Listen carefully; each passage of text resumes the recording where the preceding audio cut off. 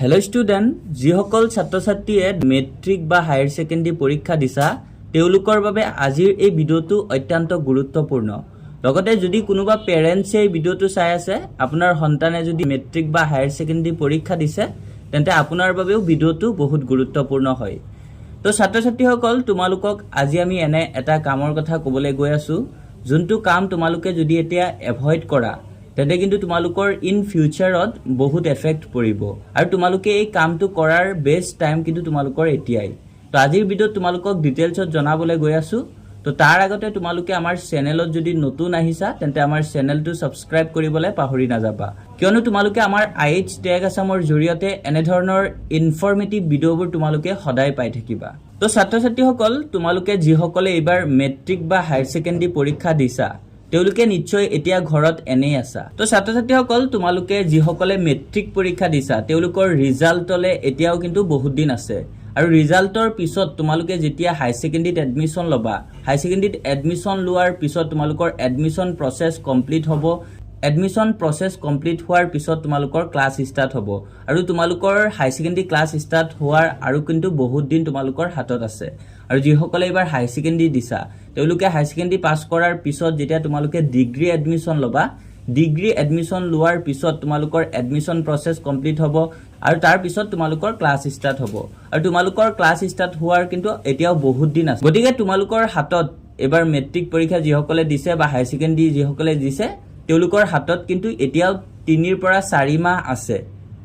next তোমালোকৰ হাই secondary বা degree class start হোৱালে তো তোমালোকে এতিয়া এই টাইমটো তোমালোকে এনেই ওয়েস্ট নকৰিবা তো এতিয়া তোমালোকৰ বেষ্ট টাইম হৈছে স্কিল ডেভেলপমেন্ট কৰা তো স্কিল ডেভেলপমেন্ট বুলি কোতে তোমালোকে প্ৰথমতে আহিব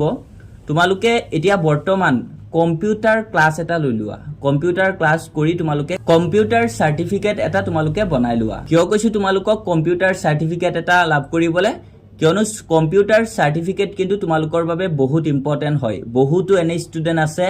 ডিগ্ৰী কমপ্লিট কৰে ডিগ্ৰী কমপ্লিট কৰাৰ পিছত জব নাপায় জব যদিও তেওঁলোকে পায় তেনে ক্ষেত্ৰত তেওঁলোকৰ কম্পিউটাৰ সাৰ্টিফিকেট নথকাৰ বাবে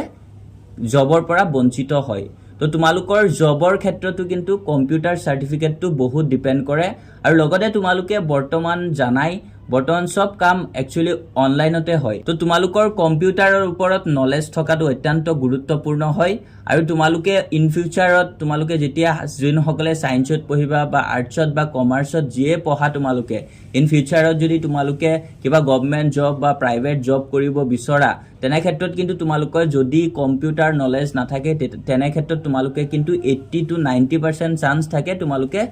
জবৰ পৰা বঞ্চিত হোৱাৰ আৰু যিসকলে তেনেকে কম্পিউটাৰ ক্লাছ কৰি কম্পিউটাৰ সাৰ্টিফিকেট থাকে লগতে কম্পিউটাৰ নলেজও থাকে তেনে ক্ষেত্ৰত কিন্তু তোমালোকৰ 80% চান্স থাকে তোমালোকে জব পোৱাৰ তো তোমালোকে এতিয়া যেহেতু তোমালোকৰ হাতত টাইম আছে তো তোমালোকে এতিয়া তোমালোকৰ ওচৰতে থকা কম্পিউটাৰ সেন্টাৰ এটাত গৈ তোমালোকে এটলিষ্ট 6 মান্থৰ এটা ক্লাছ লৈ লোৱা 6 মান্থৰ ক্লাছ লোৱা যিকিদিন তোমালোকে হাতত আছে এতিয়া একিদিন ভালকে ক্লাছ কৰা আৰু যেতিয়া তোমালোকৰ কলেজত বা হাই সেকেন্ডাৰীত তোমালোকৰ ক্লাছ ষ্টাৰ্ট হ'ব তেতিয়া কিন্তু তোমালোকে ইভিনিংত ক্লাছ কৰিব পাৰিবা আৰু বেছিভাগ কম্পিউটাৰ ক্লাছেই কিন্তু ইভিনিং টাইমত কৰায় তো তোমালোকে ভালকে এতিয়াই কিন্তু বেষ্ট টাইম কম্পিউটাৰ ক্লাছ লোৱাৰ তো তোমালোকে এটলিষ্ট 6 মান্থৰ ক্লাছ এটা লৈ লোৱা 6 মান্থৰ কোৰ্স এটা লৈ লোৱা তোমালোকে আৰু 6 মান্থৰ কোৰ্স লৈ তোমালোকে এটা ভাল সাৰ্টিফিকেট পাবা আৰু যিসকলে 6 মান্থৰ নোৱাৰা এটলিষ্ট যদি নোৱাৰা তেন্তে তোমালোকে 3 মান্থৰ কোৰ্স এটা হলেও তোমালোকে লৈ সাৰ্টিফিকেট এটা লাভ কৰা আৰু তোমালোকৰ কম্পিউটাৰ সাৰ্টিফিকেট মই বাৰে বাৰে কৈছো বহুত বেছি ইম্পৰ্টেন্ট হয় ইন ফিউচাৰৰ কাৰণে আৰু এই